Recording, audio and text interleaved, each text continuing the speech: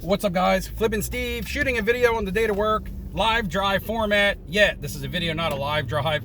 The reason why, I'm working 6 days in a row, 10-hour shifts. That'll make 8 out of the last 9 days that I'm working 10-hour shifts. So yeah, kind of spending a lot of time at work and not being able to put out the YouTube content. In this video, I'm going to talk about a couple things that happened to me this week. Like the title says, there's shilling, there's pumping, and there's all kinds of things in the title. That's more of a, to be honest, a clickbait title. But people tend to be clicking and liking that kind of stuff these days. And the reason why I want you guys clicking on this video is so that you're aware of the giveaway that I'm doing for the National. All right? The more people get watching, the more people we get entered, give people a chance. But in case you didn't know, we're doing a giveaway to the National again this year. It'll be for Friday and Saturday night. 2 nights at the Borgata in Atlantic City. I have some other YouTube content creators and friends that are also contacting me about wanting to chip in, so the trip could get better. I'm going to try to get airfare, going to try to include as much as we can in the trip. So just make sure you're watching the content, because when I start live streaming, I'll be asking questions about the content, just like always, just like we did last year. So if you remember it from last year, it'll be the same way, where I'm asking questions about the content, because it's only fair to everyone that the winner is somebody, you know, who follows and watches the content. All right, so to talk about the title of the video, let's talk about shilling a little bit. And a lot of people come on and talk about it. Cards that are being shilled, big cards, this, that, and the other. Why are they being shilled? Don't really know. Maybe to keep them above a certain basement. But anyway, I'm just going to talk from experience, because that's all I ever do. My videos are going to come on here and show something that doesn't involve me. I had a card for sale, let's say a sticker actually, 2006 Panini Germany World Cup, Cristiano Ronaldo, and a PSA 9. Now this, by all means, is not the type of card that has been popular on everybody's mind. It's a card that I don't even know how many people go out to look to buy this. In fact, it couldn't have been many, because I believe when my auction ended, it had a total of 6 bidders. Or maybe it was 4 bidders and 6 bids. But anyway, this card slash sticker, this item, is about $150 to $200 item. To be honest, I've had it on my slabs sitting at about, I think I had it sitting at $165 or $175 for a long time, and nobody bought it. I slid it over to eBay. I put it at a $100 auction, opening bid of $100. Option to buy it now at $185. And it was bid up to $130, and I was actually pleased. I was like, $130. If it goes at $130, I'll take it. That's fine. As the auction started winding down, this sticker got pushed to $303. The couple hours left.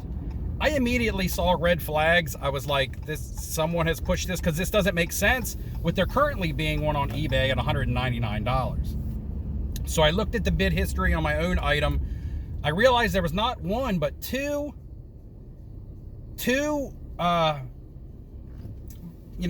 accounts. One with like 1 feedback and one with like 0 feedbacks, going back and forth for this item. Now, sometimes as a buyer, and this has happened to me as a buyer, I've bid and had someone with accounts, with 0 to 5 feedback, bid me up, run me up. And sometimes I still win that item, but I feel like I've been run up by a shill bidder. But it's typically just one versus a real bidder. This, and that's normally because there's somebody who has a secondary account and doesn't want their card to end less than a certain amount of money. This was 2 separate accounts just bidding this sticker up. This is not an expensive item. It's not even a popular item. So to me, I'm not understanding why someone would have interest in running this up unless they have a stack of these for sale. However, the pop on these is really low. So needless to say, this was ran up over $300. 3 days went by. I had to do what I had to do, cancel the listing. There's not anything you can do with eBay. They're not going to do anything about it. And just relist it. I relisted it exactly the same, $100 starting bid, $185 buy it now, and so far it's got like one bid for $100. So shill bidding happens with everything to everyone. It's not just the big dogs doing it. It's not just the little guys. It's not just happening to buyers. It's happening to sellers. You know, it happens all the way across the board. And I wanted to talk about it because it actually happened to me this week. You know, and like I said, my videos are real and I talk about stuff that happens to me. The other thing is pumping, when it comes to pumping cards, and how easily a card can be pumped or manipulated or whatever, just in basic conversation. And I'll talk about a card, for example. The other night watching Dakota's live stream, Friday night, I was in the comments. I wasn't feeling well. I didn't go on any live streams, but I was in the comments and I mentioned a cool card that I thought was just a cool, neat card. And it's something that I collect, because I collect pop culture, movie star, rock star type items. You guys know that weird stuff that a lot of other people don't buy. And I mentioned a cool card that was a 1986 Dandy Rockin' Bubble. So I don't know what Dandy Rockin' Bubble is. It's a bubblegum company. Maybe they put out little cards, because this kind of looked like a little miniature playing card. It was actually a Joker, and it's Eddie Murphy. And I said to you, if you want to see something neat, check out a 1986 Dandy Rockin' Bubble Eddie Murphy card. Because honestly, being something that I collect, I thought that was really neat. And I just said it in the chat. I didn't even verbally say it on a live stream. Next thing you know, at least 20 minutes of the conversation to follow on the live stream was people talking about their favorite comedians. Some people liked Eddie Murphy. You know, Richard Pryor's name came up. You know, just lots and lots of names. George Carlin, Dave Chappelle. Of course, everybody has their favorite comedian. Everybody has their favorite actor, their favorite music star. Everybody has their favorite superstar that's not sports related that they like.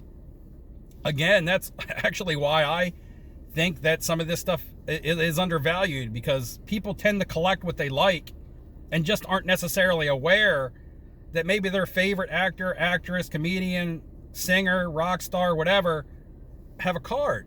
They're just not aware of it.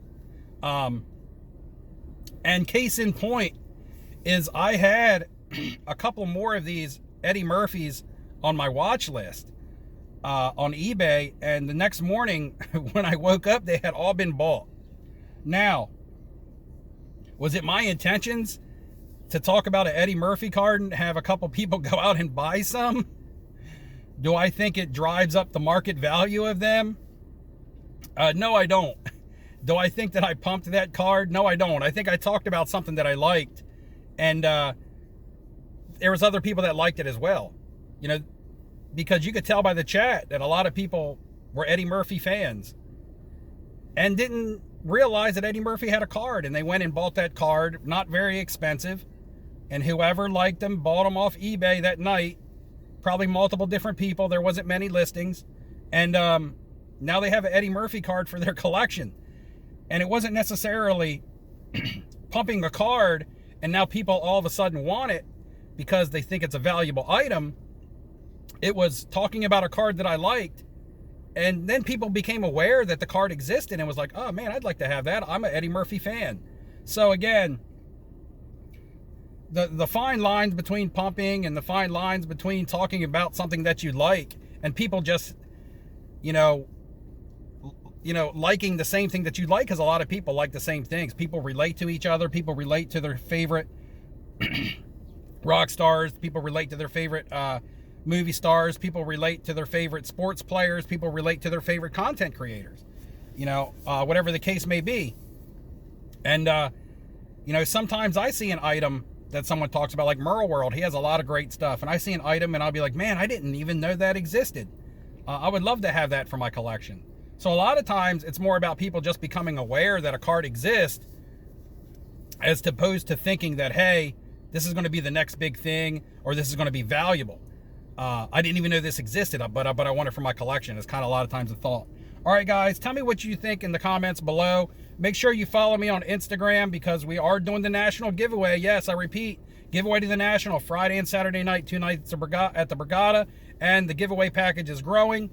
I got to get into work. I'm submitting a PSA order, 20 cards. I got into the PSA event, so I get 20 cards at $50 a piece. Here's the cards. This will be a separate video where I'll show you what I'm submitting.